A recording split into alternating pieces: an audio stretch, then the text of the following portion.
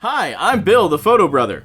And I'm Dan, the video brother, and this is Stacktalk with the Railbrothers, the podcast where we talk about big trains, small trains, old trains, new trains, and everything in between. And today we have a subject that Billy has been dying to do for like at least 2 months. What is it? It is not just train nicknames, but like nicknames in general in the railroad industry. This kind of came about like fun, like because what was it? You were on an Amtrak train going down to like DC or something, right? Yes. And you had posted something about a Rhino engine, and specifically talking about an HHP, was it HPP8? HHP8? Oh man, high horsepower 8,000? Hot HHP8? Now I gotta look at HHP8. Let's see. Yes, HHP8. Bombardier Alstrom HHP8, which are like the things that were supposed to kind of take over for the AEM 7s ish and kind of look vaguely like an Acela. Here, I can probably bring up a photo of one. Whatever. We have the technology now, right? Yeah, these guys. These guys right here. Images. Yeah. Hey, they kind of look cool. I like them. Yeah. They're like just like if you took an Acela power car and slapped another.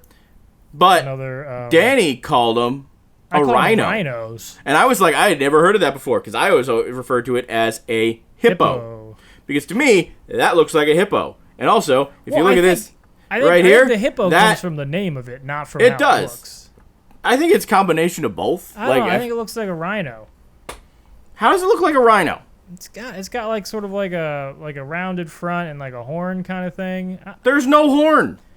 I don't know, but so looking up because this sent me down a rabbit hole from the There's Your Problem podcast calls them rhinos. Now there's a reason that there are some of the rhinos. I went down a deep dive into this. Oh boy, a rhino is one of those on a Northeast regional. Why is that? That's where the R comes from. Regional. Because that was the type of that's the type of train as opposed to an Acela, right? Okay. So the R is for regional, so it then gets that for rhino because a rhino is kind of like a hippo. Oh. At least that's how it worked in my mind when I read that somewhere. In my vast amount, not very vast amount, I did like, a half hour of research on this whole entire episode. Come on, we don't do research here. Oh, well, we do research. We do. Let's not sell us some shit. All right, fine.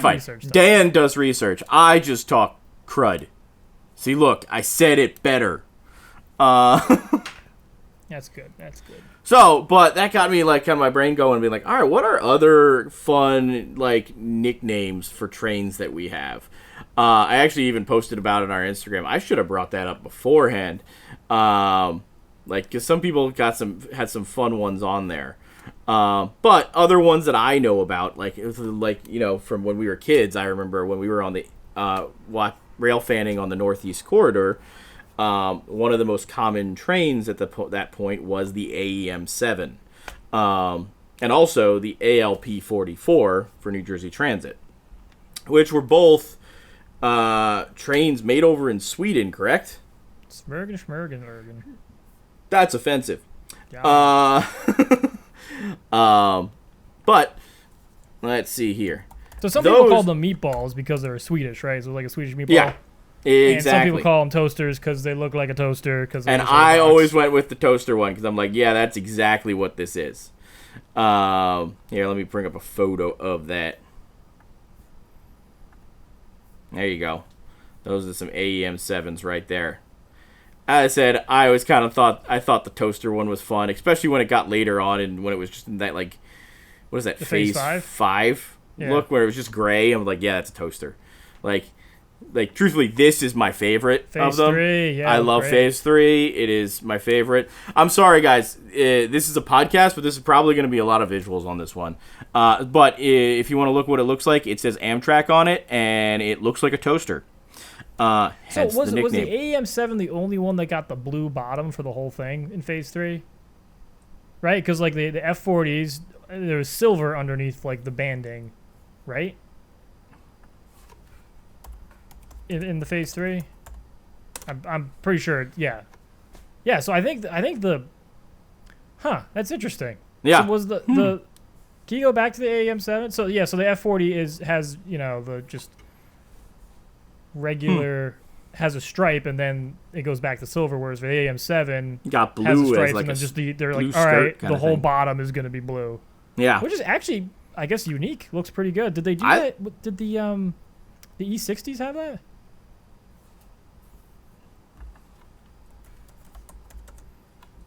Is that what they're called? Let's E60s? see. Did I get that right? Yeah, you got it right. Okay, yeah. Okay, No, they didn't. didn't do that. Wow, that's so weird. It looks really good on them. Yeah. Let's see here. E60, I think, had a fun... So, this took me down a rabbit hole of, like, trying to figure out, like, where can I find a list of these things? So, if I remember correctly, an E60 was also had a... Did the E60 have a fun nickname? I'm trying to look and see if it did. Let's see. The Wobbler? Is that true? No, I just made that up. Oh, okay. Like, it might become a thing now. Because they're, like, Let's see. limited to... they had the limited top speed because their trucks were so bad at high speeds. Like, they would just be, like, shimmying all down the Northeast Corridor. Whoa! Shimmy, shimmy, shimmy. Not exactly the most sure-footed locomotive from what it seems like. Yeah. Yeah, I found like a video from the 90s of it, like, going down the Northeast Corridor by Princeton Junction. This thing's just, like, shimmying its way down the track. Whoa, blah, blah, blah, blah, blah. All the other cars are just going... Who knows? Maybe you'll start a nickname for it, Dan. Yeah, maybe. Yeah, I don't see that one on the thing where the list that I have here. But I kind of always thought they kind of look like a brick, but I know the brick is a different locomotive. Oh, what is the brick? The brick, you remember the Pennsylvania Railroad E44? Oh, that's a brick. Okay, That's yeah, I've got brick. those. No, Yeah. I don't have those. No, I have an E5. What the hell do I have? I don't know. What do you have? It's the one that came before the GG1. Uh, P5. I got a P5. Yeah, so let me bring up a brick right now. I always like the way that In N scale. I have the Broadway Limited P5. I was like, no, he bought one in real life. So there you go. Wow, I don't want a video. But there you go. Thanks, Paul Bryden. But yeah, that's I was like, oh yeah, that's a brick. Yeah, that's exactly what it is. Yeah, it's interesting. I guess, are these nicknames, do you think they're something that comes from the railroaders themselves that deal with these things day in and day out? Or are these things that you think that the rail fan community ascribes them? Or is this something that, like, is just actually none of those and it's just random people will talk about I think them? it's a mixture of both. Because here, fun fact also, Hippo, that's not the first thing ever known as a Hippo, the HHP-8.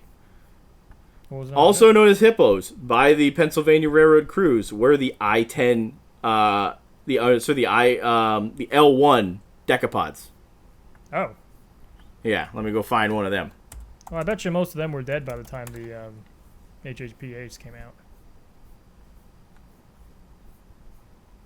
I wouldn't say that. Oh, it's not an L1. Where is it? I1. Sorry, I1. There we go, I1. I couldn't tell because you know how capitalization works. It's annoying. But no, it's the I1. I need to keep my Pennsylvania Railroad cred. No, you won. Ha ha!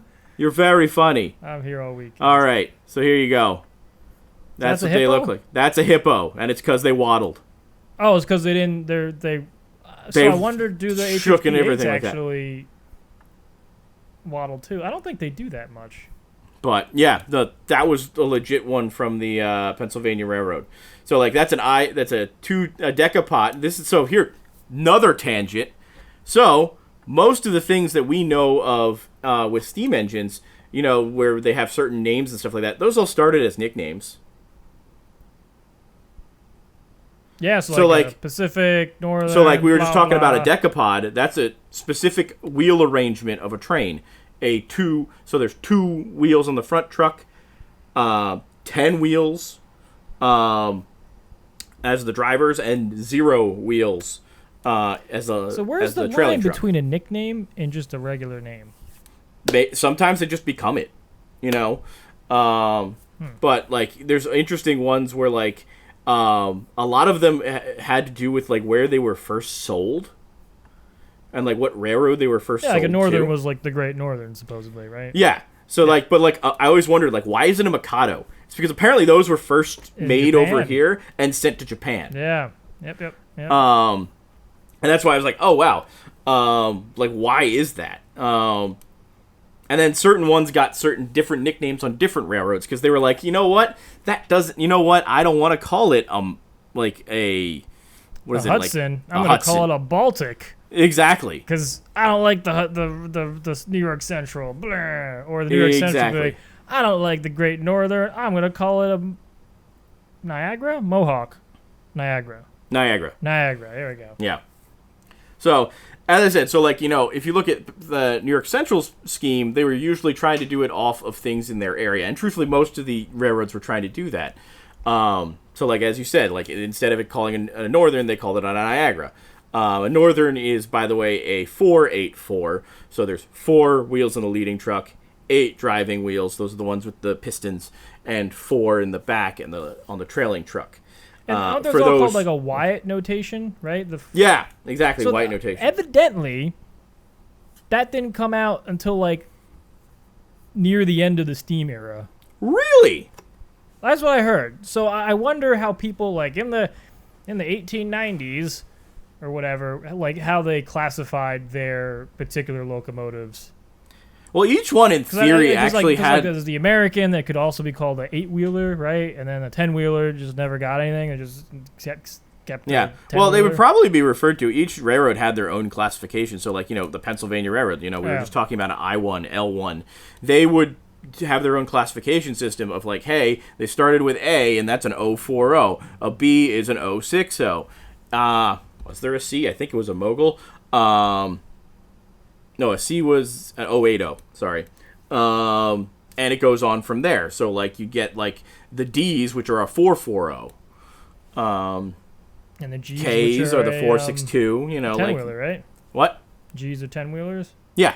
So the GG1's 2 Gs. Yeah, they just smashed them together. Yeah. So, yeah, as I said, there's a lot of things. And then there's also ones that, like, you know, that, like, we're talking a lot about steam engines right now, but, like, one of the more famous ones for that, like, I feel like you hear a lot in the railfan community and in railroading is a Geep, spelled G-E-E-P, which, while Googling this, I apparently found out that is also the name of a hybrid of a goat and a sheep. But what it is a short for... There are hybrids of those? What the hell? I Googled it, and like when I put it in Jeep like 10 minutes ago, that's what came up. Is that what like the like off-roading vehicle Jeep is also referring to? No, because this is with a G. Remember, not a J. G. Okay, but okay. So what was the... Okay, whatever. I'm going off. I don't know what a Jeep stands for. I think the interesting thing with the Jeeps is like I will always refer to them if in the aggregate as Jeeps, right? Yeah. And I'll say, oh, there's a Jeep over there, or it might be like there's. Which, by the way, it means it's short for like a Jeep. General purpose. General purpose. Is that right? Was it purpose or? Yeah, general purpose. So these were made by EMD locomotives. Basically, it was most EMD GP class locomotives, which were their general purpose, as Dan said. So they were kind of like, you know, like a road switcher kind of thing. Like you can basically do anything with it. Switcher because Alco had a trademark on that. Exactly. So, but they shortened them all to GP, and then it would be like, you know, GP. I don't know. And it's usually like a shortening of the power output, right? Yeah, GP7, GP9. Yeah. And like that's not even like the power output on it. That's just the numbering scheme at that point. A point I'm gonna make. Yeah. I think we do it differently than a lot of people do it. So we'll say, oh, it's a GP7, a GP9, whatever, GP30, GP40, whatever. We'll say that, but other people will say it's a Jeep 7, a Jeep 9, or a Jeep 30. Yeah, and that's where the Jeep comes from. I don't say it either, but I hear it both ways. I hear it a lot, so I guess there's variation out there. I know, but that's where the Jeep comes from. We can't have variation, Billy. That's what the whole thing is about. There's all this variation. That's what's amazing. That's what all these nicknames are. It's like you get of the world, Billy. It needs to be standardized. That's only Pennsylvania Railroad, and we know that that's not actually that standard. Only standard because they had a lot of everything. Yeah. But yeah, extraordinary. so these were just called Geeps. You know, everybody would like it. Everybody knows it as a Jeep. So, but like as you see, they have a different kind of thing. So they had like this here is what a GP40. Yeah, probably maybe a GP38. Enhance. It's gonna show.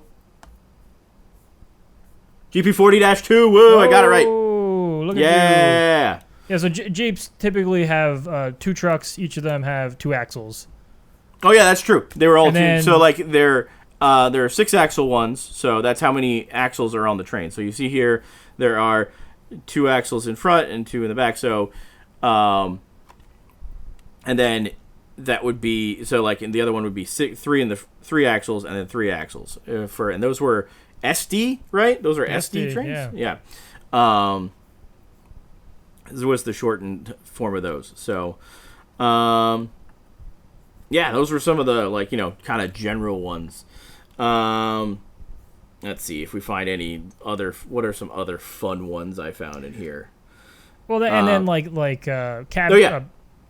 You might types of locomotives might have a nickname. So like covered wagons can refer to like F units or E units that are of unibody construction, rounded tops with sheet metal on top of them. They kind of resemble a covered wagon, perhaps. And they could call the covered wagon. Now, I don't know if that refers to like any cowled diesel locomotive, or particularly the F units and the E units from EMD or maybe some other manufacturers. But that's one that I like. Yeah, I always like that one. Let me bring that up. And then, I was thinking about like how to classify. But then like nicknames. I've also heard about those as like a bulldog shape, bulldog nose and stuff like that. So if you look at these guys, like that's a bulldog. No. Yeah, the bulldog nose right there. So like that's, but like is the covered wagon the B unit, or is it the whole thing? No, I thought it was all of them. The whole thing. I thought it's all the, yeah, that's what I thought. But I could be totally wrong. As a little like, hey, guess what? We're getting, Danny? We're getting an FP7. Sorry, FP7 down in Woodstown. I'm excited to ride behind that It's and got see that some thing. real, very Philadelphia engine right there. That's just an F7. That's not an FP7. Yeah, I know. Let's see.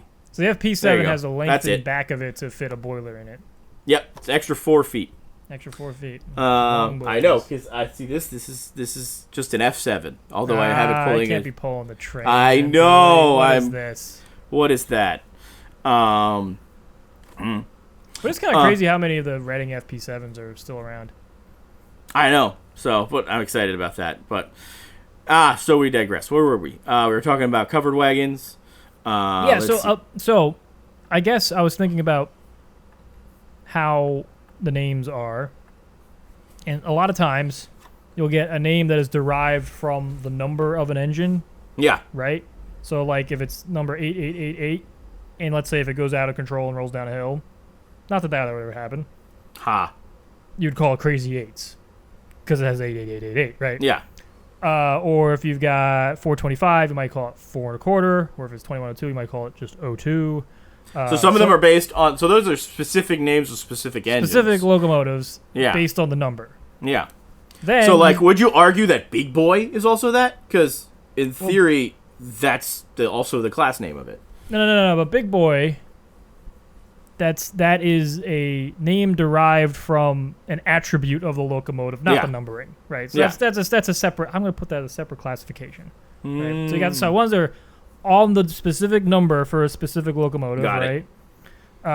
Of course, you have named locomotives, but that's not like a nickname thing, right? So like Flying Scotsman, Mallard, whatever. Yeah, that was a British thing. No, a British thing. It was an American thing at a certain point. I know. Jupiter. Yeah. Yeah. Yep. General.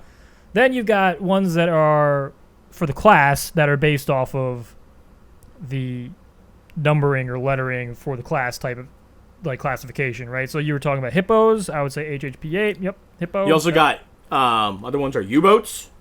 U-boats. You know what my favorite one is? What is it? Pooch. The pooches. A what?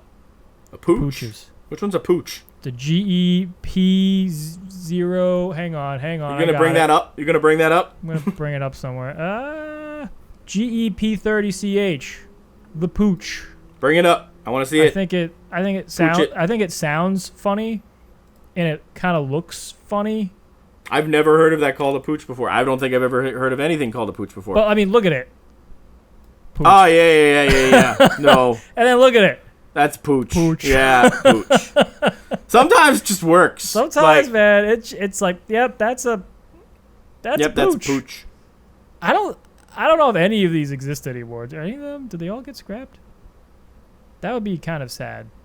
No 15, pooching. Blah, blah, blah, racked. 2 units. All have been presumed scrapped. Wow. That's kind of Pooch. sad. It screwed the pooch. Really? I heard they weren't that good. So I think this is a U-boat in disguise of sorts, right? Yeah. So bring up a U-boat since you're here. Yeah, there you go. There's U-boat. a U-boat right there. An U-boat. Which were they what? Those are the Universal Series engines from Alco, right? Yeah, I think what it was stands their for? competition for the SC The Century series. Yeah. The Century Series? What is it? The Century Series, right? Century Series, I thought, was an Alco thing. Oh, maybe it was. Maybe that's what I'm thinking. Yeah, the U-boats were competitors to the Centuries. Yeah, so U-boats for GE, Centuries, and for me, I always get it mixed up because I feel like they have a very similar face, and everybody else is going to be like, no, there's all these 12 different things. I am a steam person. I think a U-boat is fairly distinctive. All right, then look up a Century. What did I... Contents, high... Blah, blah, blah, blah. All right, so here's the... Oh, look at that, Redding. Yeah. I bet you the algorithm just knows what I'm looking for. So, yeah, it knows. It knows. Give Dan all the Redding. Give Dan Redding. So I feel like this looks fairly distinctive. So what was a Century? Oh yeah, no. Yeah, look at the Centuries. Alco Century? Yeah, like a C6. I think they look pretty different. Maybe not so different. I'm like, they look a little different. I think to me, all the U-boats have like a big radiator in the back, right? I don't know. Go back. Maybe not. Yeah, I think they look kind of different. I don't know. The front, the front to me looks very similar. Yeah, and that's how it messes me up. Yeah. But yeah, so there's those. You got to brush up on your Alcos. Yo, bro, I am not. This is half the reason I did this is because I want to learn You names loved of Alcos. diesels. I think RS3 was probably your favorite. I like the RS series. I feel like I like the first generation diesels. Anything after the first generation, I'm like, bleh. I don't know anything about it until something more recent for some reason. Our grandpa Pop got Billy, I think it was a Spectrum RS1 in Amtrak colors. Oh yeah, I got it over here. I dug it out. Thing was a tank? Yeah, it's right here. There it is. Yeah. It is, Danny, I thought this was a Atlas. Guess what it's by? It's Bachmann. No. No? Cato. What? It's a Cato. Which Cato? could mean it's an Alco Atlas, I believe, did use Cato drives for a while. But it says Cato at the bottom, made in Japan. Wow. Yes, and that's why it is a tank. Yeah. That thing is like indestructible. Yeah, and I think it's as old as Danny. I thought that was a...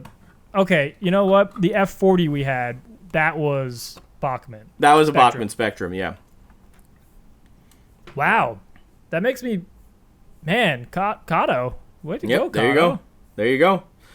All right, other fun ones I like were, obviously there's Big Macs, which are the, SD 70, 80, 90 Macs. No, I should have unshared there, but what are we going to do? It's okay. You'll learn. Yeah, they're SD 70 Mac. We'll find it for the Macs. Yeah.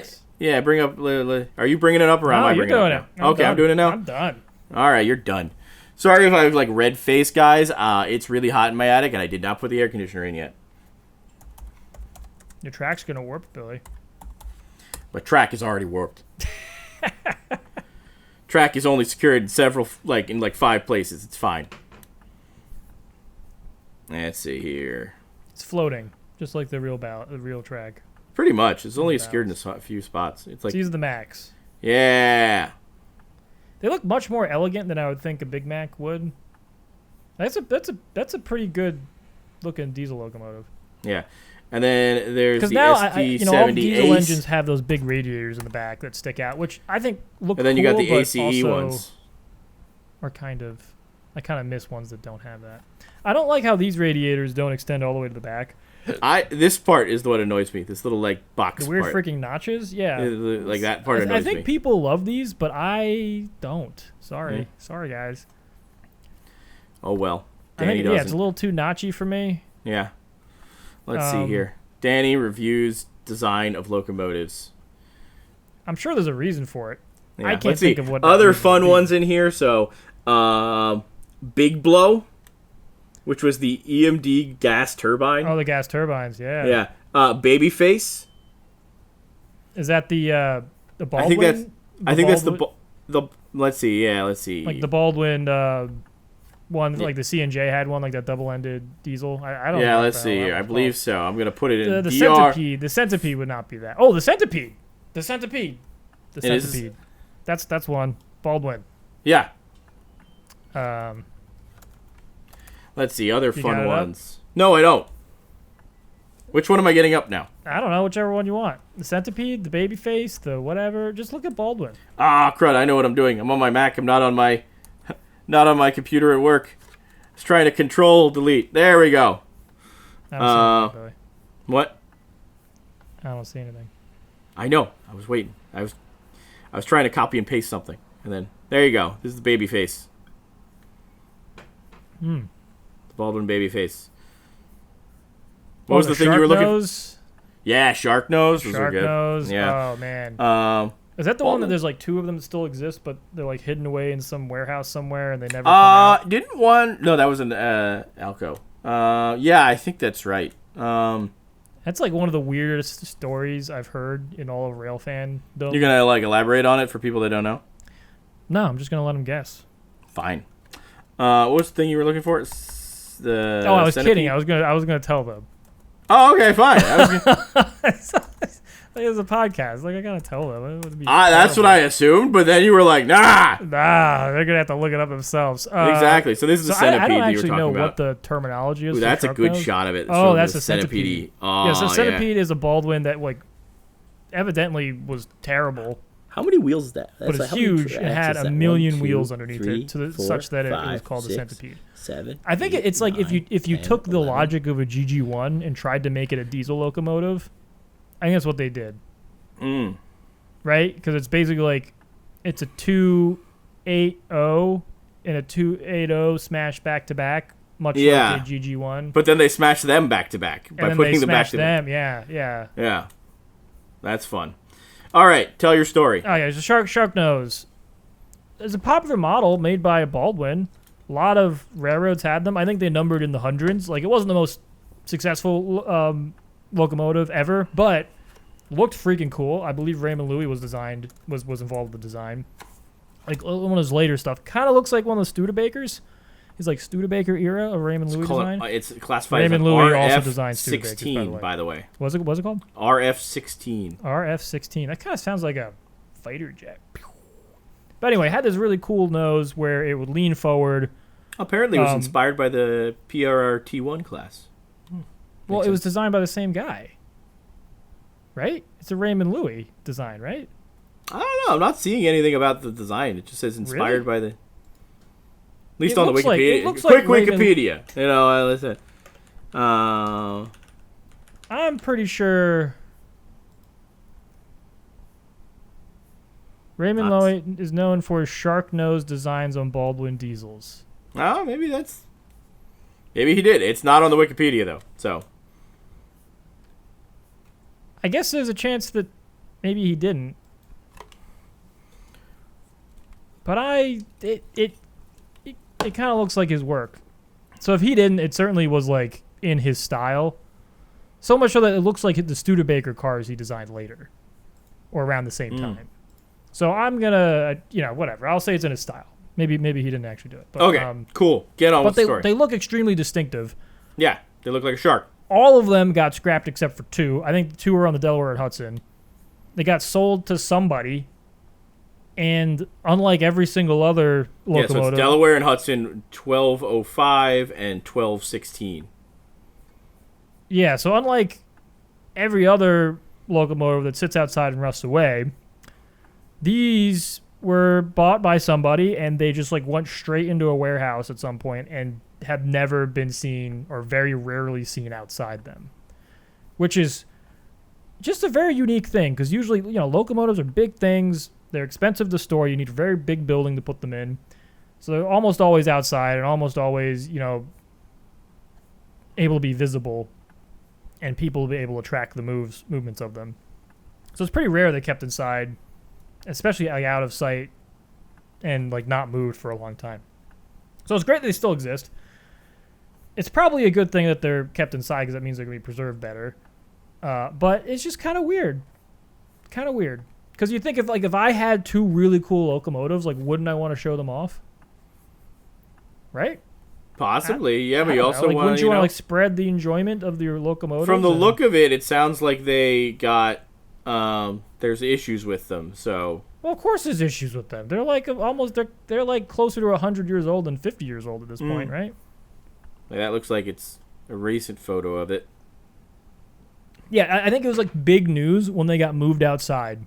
Yeah, like it was like big news, and people were like, "Oh my God, they still exist!" Because people didn't know, like, oh, maybe they could have gotten scrapped inside, right? So, anyway, I'm glad they still exist. Shark nose, very cool. Would you consider a war bonnet to be a nickname? I don't know if that's the official. I don't say it's a train nick. I think it's a nickname of the paint scheme. The paint scheme, yeah. I don't know if that's the official name of it. I don't know either. Like, I can do a little Google if you want, but nah, that's correct. All right, and then so anyway, so we talked about there's locomotives, individual numbers that get a name. Yeah. There's classes that get names because of the classification numbers or letters associated with them. So the pooches, for example, 8 rhinos. Yeah, or the There's max. classes that also get names for their attributes, right? Which would be like centipede, shark nose, like they look a certain way. And then probably the most famous is Big Boy, which is like, what was it, is it 7,000 class? Oh, no. 4014 is a 4,000 class, right? 4,000 class. Yeah, so it'd be 4,000 class. I should know that. Yeah, okay. Yeah, the 4884s, right? The 4664 Challenger. Yeah. That's probably the most famous class that has the attribute because they're really big. They're called Big Boy. Not the biggest, in a way. I feel very like big. Among that the is biggest. an argument that is. We should have a whole podcast on that. I think we should. Next podcast, we're just going to talk about what the biggest train is, what the fastest train is, and we can go through all that. The fastest train, the biggest train. Craziest stuff. Have a peeing contest. Are we not allowed to say pissing? I don't know. Why did you make all these arbitrary words that we can't say, Danny? It's our own podcast. We can do whatever we want. Exactly. Well, just if someone curses, I'm the one that has to go in and put the bleep in. So I'd really rather not. Have you ever done that? No, I haven't. See, and I've cursed multiple times. Well, think of, this is PG-13, Billy. You can get 4 F-bombs, I think, right? Maybe. Let's see here. I'm looking at some of these fun other nicknames. Apparently, people call the GP35 a brick. I said this is just going off some guys. One of my favorites is in Britain. They called the A4s, which is the same class as Mallard. Mm-hmm. Call them streaks because they're swoopy and they go super fast. I like that one. That's a good one. Apparently, some people call the F40PH a screamer. Oh yeah, so that's an interesting one because they don't have a separate head end power unit. Yeah. So the head end power is what provides hotel electricity to the rest of the train, and they just use the main prime mover, right? Which means it just has to blare at basically full RPM all the time because it just has to provide a stable. So that'd be another category, Danny. That is not just it. That's not physical attributes. That is a acoustic attribute. Not even acoustic. I see that's like a handling aspect of the end. No, it's acoustic because the thing's always like. Yeah, I guess so. Yeah. Yeah. So it's acoustic attribute. I just said attribute. That's true. I didn't specify. I figured it was visual or Yeah, maybe I should have. So yes, visual attributes, handling attributes, power attributes. Basically, what I would think of as like the your stats. You know. Yeah. In D&D. Makes sense. Yeah. Let's see here. What are other fun ones? Let's see here. Let me look through here. So, and then there's also specific locomotives that have names, right? So, Western Maryland, the Consolidation, which I forget the number of. Mountain Thunder, right? 734. Mountain Thunder. Yeah. And then what is... Now, the question is, did they just make that up as a marketing thing, or was that like... You know, I have no idea. Like, there's like people call like 611 the Queen of Steam. Okay, I'll just say Rob is my buddy. Rob is from the area. He calls it Mountain Thunder. That's good enough for me. Okay, so like 611 is Queen of Steam, but guess what? I just saw that it's also the Spirit of Roanoke. It is. So there's multiple ones, but here's the thing. I just heard like I saw a post about Daylight over in Portland, and they called it the Queen of Steam. And I was like, I'm going to shut my mouth. What is the queen? Is it like a queen of a state or like the coast, maybe? Wait. We need to talk about our favorite one. All right. Queen Mary. T-Hog. T-Hog, Danny. Oh, a T-Hog. Yeah. This is a T1, Reading T1 class. Yeah. So apparently that is... derogatory? Slightly derogatory, but like I feel like the rail fans have taken that on as like a endearing thing about it, because it like T1 might not look like the prettiest engine, but man, that thing is a beast. That's the Reading T1, by the way. What is your aesthetic qualm with the T1? It's the things in the front. It's like the feed water heater. Yeah, the feed water heaters. Yeah. Here, I think they look pretty cool. Okay, so what do you think of a G3? Reading Class G3. I kind of have the same problem with it. I think a lot of people's problem with the T1 is that they put the, what's it called, lagging? Wait, why am I looking at other people's photos? I can look at my own photos of this. Is it called lagging? Lagging is like the insulation, and then they put the boiler jacket? You're looking for there jacket. We go. I got my terminology right? Is that extends past the boiler and onto the firebox. And I think people are just not used to that look. Do you know what I'm saying? Like, it does not have an exposed firebox, which I would say like 90% of all steam engines have exposed fireboxes. Or, sorry, smoke boxes, not fireboxes. I was kind of confused. Smoke boxes. So, yeah, like my part is like this part right down here. And, like, truthfully... They made it look really good with the Reading and Northern. I feel like it stands out more at others. Feel like the yellow highlights make it kind of disappear a little bit better. But that's how it looked on the Yeah. Rambles. That's the same paint scheme as the Rambles. I know, and I think it's a good look. I don't know. But do you see? I'm literally talking about my favorite locomotive, and it's like this is your favorite locomotive. Yeah. What happened to 90, Billy? 90 is my favorite at Strasbourg. I've always said this. So 2102 is your favorite, period. I think it's my favorite now, yeah. Wow. Like individual locomotive, I think 2102. 90 is extremely 90 is great looking. With you. 90 has always been my favorite one at Strasbourg. It's not going to talk to you again. That's fine. No, I'll cry. If you ask it to pull you, it's going to throw a rod. Just going to... I don't think that's the way it works. It's not going to go. Like, I don't even know where you thought that 90 was my favorite locomotive, because it's not even truthfully close, so it's weird. It's not close to your favorite? No. Really? You always talk about 90. 90 is the best looking one at Strasbourg. It is the best looking one at Strasbourg. I don't know. It's not my, like, I don't know. I never thought of it as, like, my favorite locomotive. Like, I like a Consolidation much better than that. So, and really... So you like 40 better than it? Yeah. 40, 60. Okay, interesting. I like a Consolidation. I like 89. I like 89 at Strasbourg. I think it's the best looking locomotive there. Yeah, and one of the reasons I like the T1 used to be a Consolidation. Yeah, I think it's interesting that the class of modern steam locomotives that is probably the best preserved and has the most operational history in the preservation era, has such a weird past. Like, it's not just like a regular, right? Because would you say a T1, all 4 locomotives ran in the preservation era, right? Yeah. I don't think there's any other steam locomotive classes like that. I feel like, didn't the Santa Fe Northerns... There's only 2 of them, I think. Or maybe there's more. What about the nickel only plates? 2 of the nickel plates, Berkshires. Still, think only 2 of run.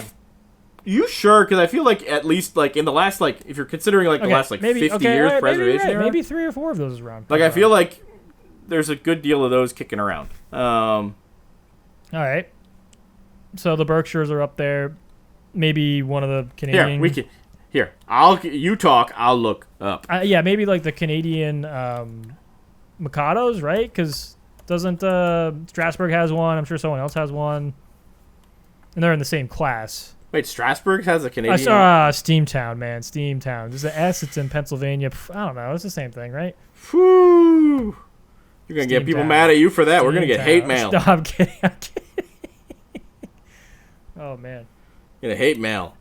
I don't know from who, but you're gonna get it. It's been a long week. All right, so yeah, the Berkshires. There's 755 is in Ohio. 757 is in Bellevue, Ohio. 759 is in Scranton. 763 is in Roanoke. 765 is in Fort Wayne. 779 is in Lima. So those are... How many of those actually ran? So 765 obviously. So interesting. So the Berkshire might be the best. Actually, you know what probably the best represented class of steam locomotive is in the U.S.? What? It's probably Big Boy. Because there's like 12 of them left. That's right? valid. Only one of them is run. So I think what I've been talking about is like ones that have had the most consistent. Which might be the Berkshire. Might be the nickel plate Berkshire. Now, those are all nickel plate Berkshires. It's not like, oh, this is a C&O Berkshire. This is a whatever Berkshire. Is that right? Nickel plate? Those are all nickel plate These Berkshire? are all nickel plate Berkshires. Wow, that's crazy. How did they all get preserved? I don't know. I'll have to go look at that. But obviously impressive. 765 runs. Yeah, I would think that the one at Strasbourg probably ran when it was... You did it again. Gotta get more hate mail. Steamtown. Oh my gosh. Yeah, that one ran up in Vermont somewhere because they were just like, let's run it, right? Yeah. 757, that was display, it looks like. Never ran in preservation, you're saying? Yeah. Like that was the one that was at Strasbourg. So that one never ran as preservation? Doesn't look like it. At least it's not saying so on this web on steamlocomotive.com/locobase. Yeah, that'd probably be mostly right. Yeah, I kind of figured.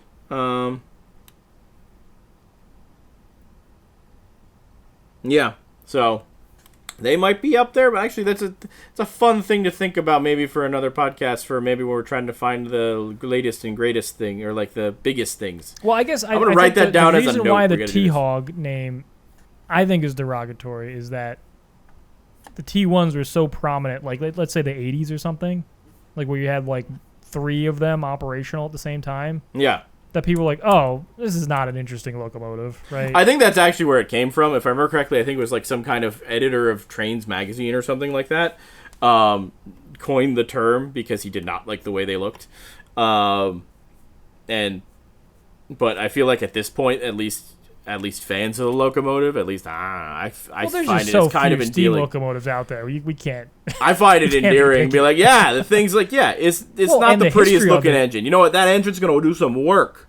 The history of it is this isn't like some streamlined blah blah blah. This is gonna do some. This is gonna haul some coal. I mean, you say that, but it is kind of streamlined. Is it like as I said there's before, one of the boiler jacket on it? Yeah, and like a streamlining is just a modified boiler jacket. Are we gonna isn't streamlined a very specific thing? Like where you're trying to it's not like streamlined modern or like actually trying to like you're wearing what? Look at the thing you're wearing. Look at the thing I'm wearing. These are streamliners. This is a Railbrothers shirt, by the way. You can find it at sc.com/Railbrothers or whatever. You could also find a T-Hog shirt. So there. You can also find a T-Hog shirt. Yeah. Yes. Billy's shirt is from Fire Up 611. Yeah. Which, honestly, the graphics for that definitely inspired the graphics I've been using for mine. Because I thought that was probably, like, graphically among the best fundraisers out there. That and all the stuff for 765. Mostly because I think Otto von is, like, involved with that. And Vondrak? seems... Yeah. He's a graphic designer, so... But, yeah. But as I said, I like that. I find the name T-Hog endearing. Others may not, but I mean, I said it before, but I want to say it again. The T1s have probably the most interesting history of any preserved locomotive out there. Well, yeah, you got the American Freedom Train as one. Yeah. Same train ran as the Chessie Steam Special. Yep. They all ran by the Reading in like the 1960s. Yep. During the Rambles, where they just basically ran them all over their system. And they all were consolidations before that. Yeah, and they were all like consolidation, different locomotive. A completely like they made these these slow drag hauling consolidations. They're like, I think I can make a fast locomotive, a fast freight locomotive. Yeah, got about the right size boiler. Let's just stay there a little bit. So for those that don't know, they took a 280 consolidation, the I-10s, yes, yeah, H-10s is the Pennsylvania one, I-10s, and it's during funny World War because II, I was supposed to be the one that had the Reading Railroad layout, and Billy was supposed to be the one with the Pennsylvania Railroad layout. But look where we are now. What do you mean? I have a Pennsylvania Railroad layout. You have also a Pennsylvania Railroad layout, but you have a big Reading train behind you. I do, yeah. Working on that for the club. Down at the club. The club, we all fam. Now you just completely threw me off. Oh yeah, no. 280 during World War II. They were looking for bigger power, and I think the new manager of the Reading at the time had just been at the Delaware and Hudson, if I remember correctly. And he really liked the Delaware and Hudson Northerns. So he wanted some more Northerns. Some Northerns on the Reading roster, but because of the wartime restrictions, they couldn't build any new locomotive classes. So what they did is they took their I-10 consolidations and rebuilt them, chop them up, and put them back together again, bigger. What I love about that is that they did that in their own Reading shops. Yeah, you know. So like the Reading shops are insane. Like how they used to be insane. Here, let me go find that picture. Yeah, it's kind of like how Norfolk and Western made 611 and the J class, and they had a tradition of building their own locomotives. Reading Railroad did that too, as did the Pennsylvania Railroad. But those were outliers for American railroads. British railroads would typically build their own locomotives as well. We've talked about this in a different podcast. So we did? I think we did. Didn't we? I don't remember what we talk about anymore, man.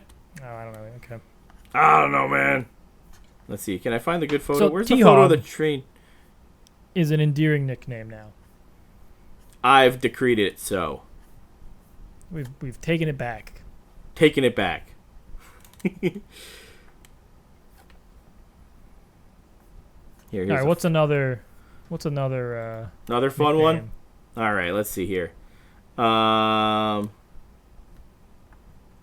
Joe. Little Joe. Little Joe's a good one. These were electric locomotives that were supposed to be exported to Russia during World War II, but they never made it there because by the time they were built, World War II ended, the Cold War started, and we weren't going to send it to our former ally. So they stayed here, and then they got bought up by American railroads. There you go, Little Joe.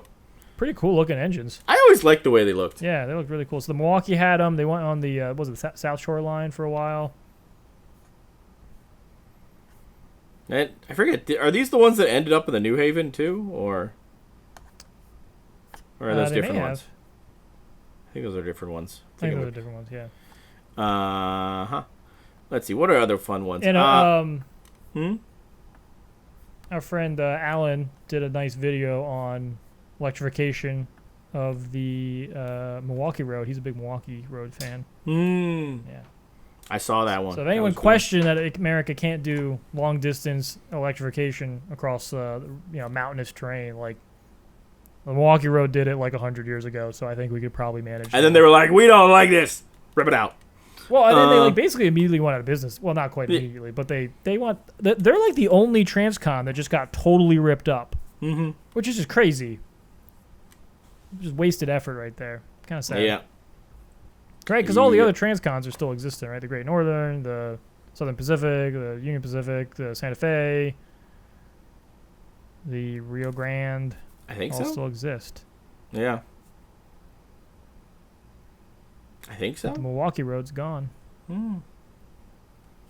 Sadness.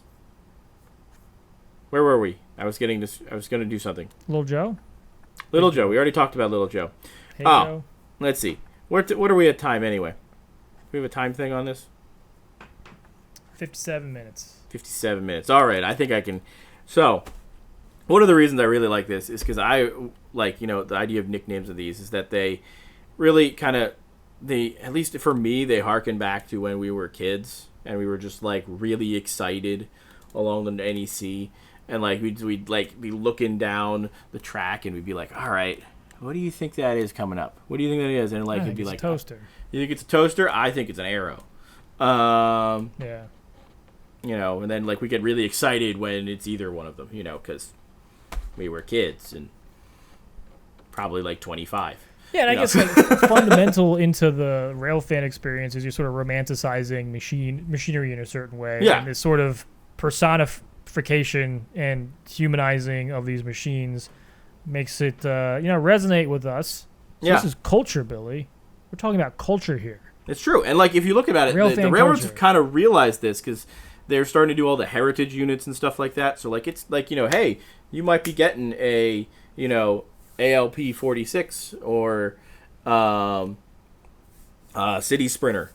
But it's the veterans unit, or they sometimes they'll paint them now like they're the Pennsylvania. They'll paint them like they're the Pennsylvania Railroad, like they're a heritage unit, or they'll be honoring veterans of some sort. From like I know New Jersey Transit has ones that honor every single branch of the military, including the Space Force.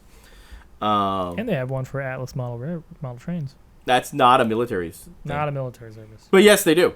So they it makes it so it truthfully makes it a lot of fun to like go out and railfan these areas again, because like I remember for a while in like I'd say like when we were kind of like when we were older in like 2000, it was like, oh yeah, we're chasing some, if we're doing like something along the Northeast Corridor or in SEPTA, like everything just looked the same for a while, For a little bit. I mean, but it adds variety. SEPTA had some variety.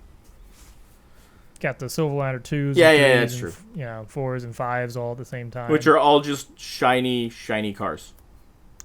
Silverliner 2s are not shiny anymore.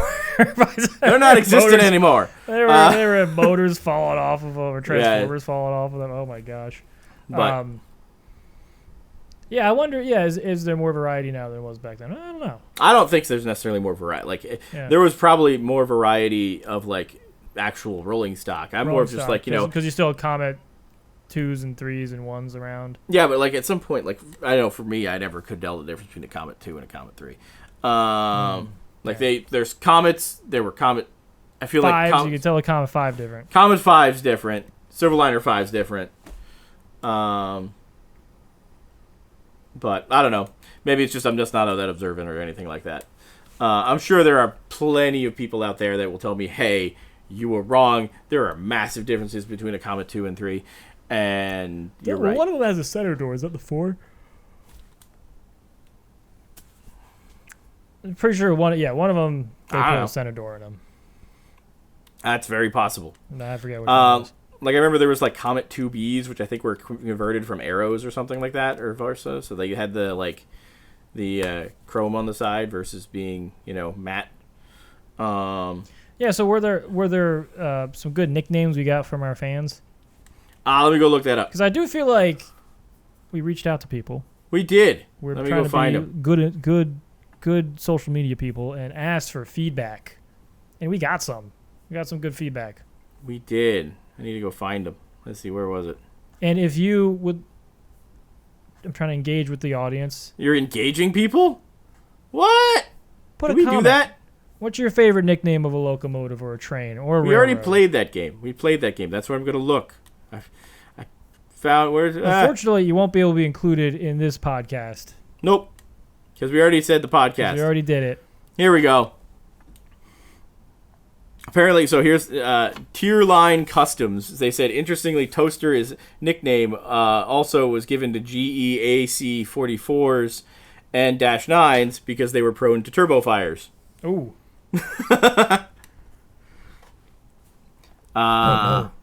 Yeah. There's the Ruby Vista.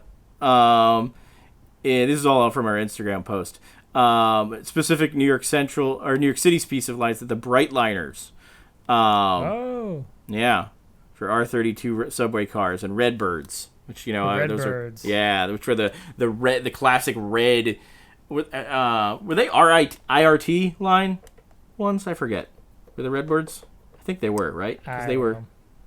Yeah, they were classic red subway cars in anti-graffiti red. Let's see. Someone's going to. Aaron Wiggins, got to go with the F40PH, the North American Workhorse. I've never heard of it called that, but American Workhorse. I like that. Yeah. AM7's Meatballs.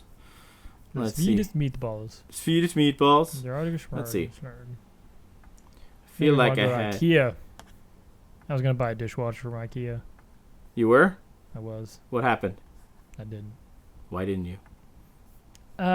I read Consumer Reports, and the IKEA one wasn't as good as the other ones. IKEA used to have a pretty highly rated one, but not as highly rated anymore. Gotcha.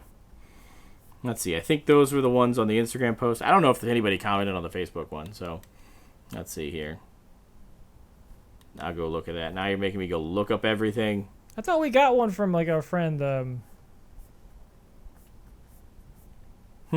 BTC. Billy, what is your favorite nickname? Just number one favorite nickname. I love a toaster. I think that's perfect. It's like the perfect way to describe that engine. And it also has like a lot of sentimental meaning to me. Of being like, oh yeah, that was like the trains that we watched when we were kids. I don't know if anyone else heard about these, but I remember things being called super diesels. Do you remember that, Danny? Well, you always sing this song. Yeah, we had a song that we made up. You made that up. That wasn't like an advertisement? Oh no, I made that up. Oh. Yeah, I thought there was a Conrail commercial. No. That was like Conrail quality super diesel. Yeah, no. Yeah, I thought that must have been from a commercial. What we watched some kind of like documentary, and they talked about. It was like this was like at the very end of Conrail era, and they were like, it might have been something that was like promoted by Conrail, but they were talking about like, oh, they have these new diesels, which I think were just kind of like the Max, the SD70 Max. Yeah. Super diesels. And they were calling them super diesels, and they said Conrail quality on the side really big. So I kind of made that up, and when I was 9, I thought that was really cool. Yeah, you thought that was a Conrail ad this entire time? Seriously, I did. It's been 30 years, more than 30 years, guys. That's it. Well, I'll take that as a compliment. Maybe it's a good jingle. I mean, I could see it like the kind of VHS Conrail quality. shared assets. You owe me money. There's like, a little jingle comes on. Conrail, comes in. You know what I'm talking about? Yeah. Like it sounds like a '90s jingle. So yeah, it definitely, it feels right. Yeah, man. I think mine's got to be the Pooch. Yeah, Pooch is good. Pooch. Even though it's not really sentimental. Pooch is, you don't need it to be sentimental. I was just being a set. You're like, no, I need to be sentimental now. Yours is sentimental, Billy. You don't need to be sentimental. Do people call the Genesis locomotives anything? I think on one thing they called it a genocide, which a derogatory nickname for them. Yeah, I don't know if I like that one so much. Yeah. Gevo. Gevo is obviously it's like kind of like Gevo, yeah. But that was like official by. That was like the GE, official Gevo, nickname yeah. of it. The GE Revolution. Also the Green Goats, which were just those like hybrid switching locomotives, but like there's a variety of them that got called Green Goats. Just saying ones now, but I think we're probably like, I don't know. You think we're done with this? I don't know. I think we got it. Oh, cabbages. Cabbage. Ah, cabbages. Yes, I love a good cabbage. All right, I'm gonna have to look up one of those. All right, cabbages. So they got F40s. Cabbages. Take the motor out of it, make it a baggage car, but it has a cab in it, so it's a cabbage. And they're doing that to the rhinos right now. They got them in phase 7. Do we need Danny? We have the. Can we make up a nickname for them? Hippo? Crino? Ryan? Rabbage? No? Would that one be Fabbage? Fabbage? Because the F. This is the cabbage. I think it's still cabbage because it's cab and, Cab and baggage. Cab and baggage. I don't think it necessarily is. You don't need to put an F40 in front of it? I don't think so. No. No? Okay. But yeah, so there you go. But yeah, I don't know. I think, do we need to say anything? I think this is what do you think? Good podcast? We did the nickname thing? We did it. Yeah. What? Camelbacks. Mother Hubbard. Oh, how did we forget about camelbacks? So, fun fact. We were trying to, on one of the Discords I'm in, we were trying to figure out, we couldn't find anything specifically that said that camelbacks actually killed anybody that way. Which I was very surprised at. Like, really? I was like, I tried looking through, I Googled, and it was like, yeah, there's the thing on the Wikipedia saying, yeah, they were known as widowmakers because, the things would come off them. But if you actually look, from a very cursory look at it, it didn't seem like we could find any specific incidents of that. Which is interesting, because you'd feel like that'd be something that you'd be able to find. Yeah. Whereas so often no one wrote about it. It's possible, but usually there'd be something, But yeah, no. But even Camelback, that was basically like Mother Hubbard. Why is it called a Mother Hubbard? I forget why. I think it. I don't like it. I don't like that one. No. I don't like it. It's Camelback. Camelback. But yeah, those are for those who don't know, the Camelbacks have instead of having the cab in the very back of the steam engine, they had it over the boiler in the middle of the steam engine, because the larger fireboxes at the time didn't allow for the cab to be back there and the engineer to view it, like the Wooten back when firebox. They cared about visibility forward. Kind of. Because then they basically kept the same firebox but put the cab back there. It's fine. Well, the reason why is because they made bigger clearances along the railroads. Huh? Yeah, they made it so the loading gauge was wider. The loading gauge was wider. That was the thing. They made the bridges bigger. I don't think they did. This is everything I've ever read. They're like, no, this stopped because they made the bridges bigger, so they didn't need to worry about it. Because think about it, they made a Camelback in the first one was 1870. Yeah.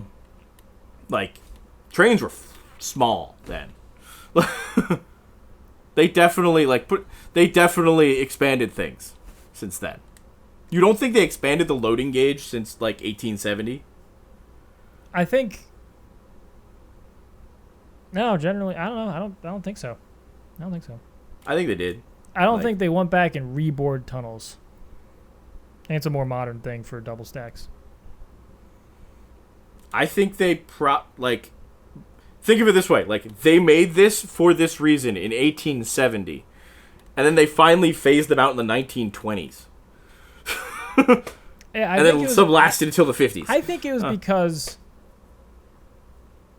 and I don't have any evidence to back this up, but I think it was because there's more prominent signaling going on, right? the railroads that had them, generally speaking, had better signals than other railroads, right? And if they got a bigger firebox, they just put the cab back there, had less visibility, but that didn't really matter because they had better signals now. As long as you could see the signal, that was what was important. I'm not sure. I feel like we need to do some research on this because, as I said, like everything a I've T1 heard has of, a huge boiler, and the window in front is freaking tiny. Yeah, you just hang outside. Yeah, but yeah, It's yeah, I don't know. So I think it's more of an operational discovery that you didn't need that much visibility out front to operate it relatively safely. it's possible. But as I said, everything I've heard of is that either the loading gauge got bigger or like. I do think you're. I think the loading gauge probably got a little bit bigger, but I don't think it got that much bigger. Like, did you see boxcars back then? Boxcars were tiny.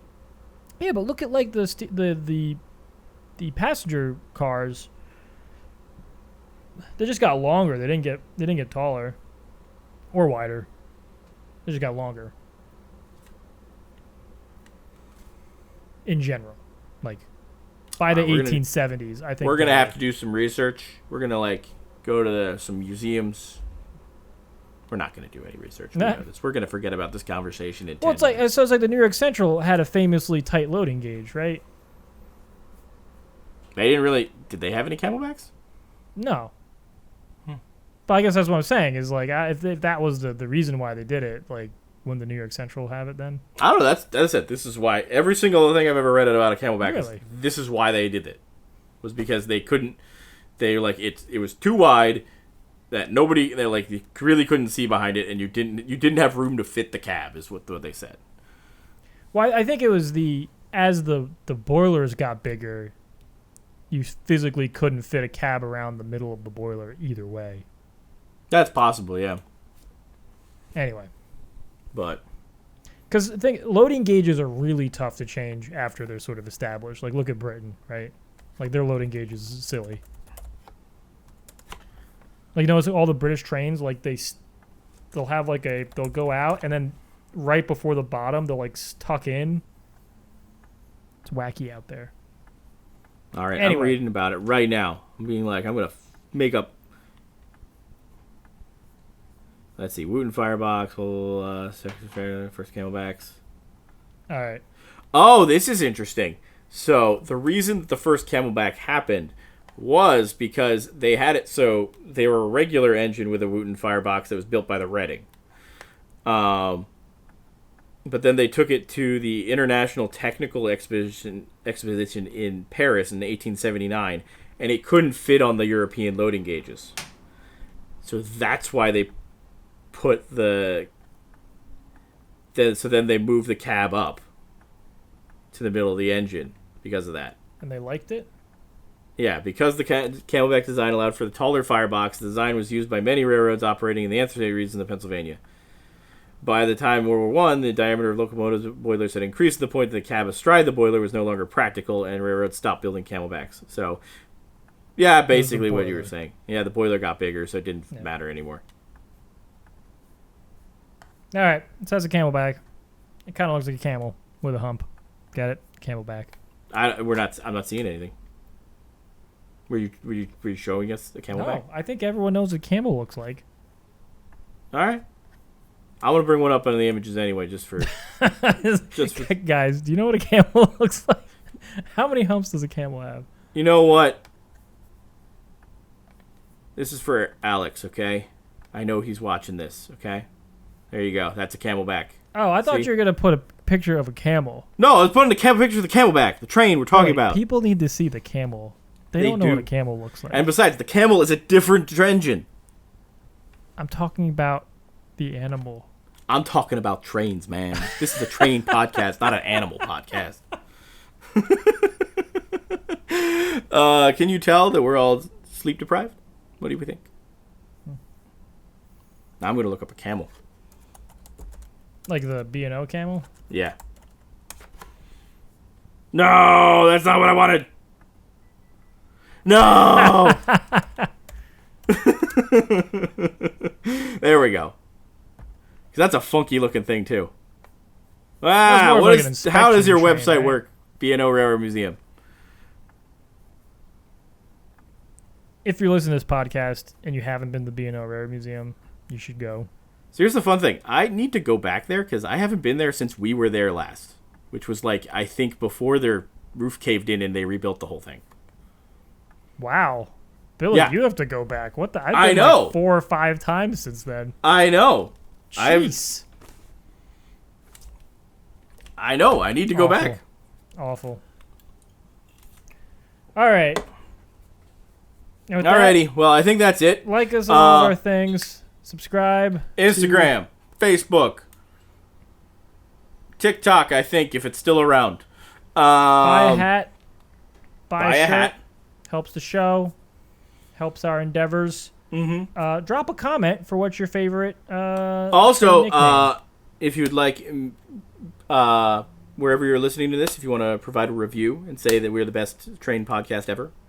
Don't review us if you don't say that, though. Don't say that? No, just don't do anything.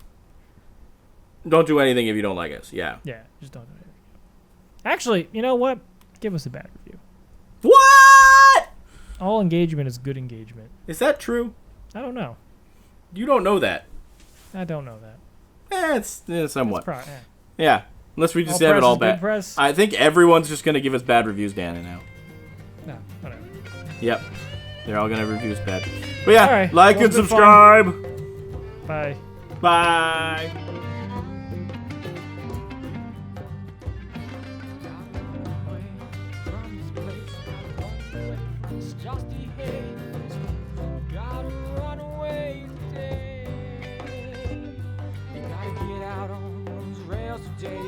Take this train from this rusty place. Take the first train today. When you're going on those rusty rails and you'll hear that lonesome whistle wail.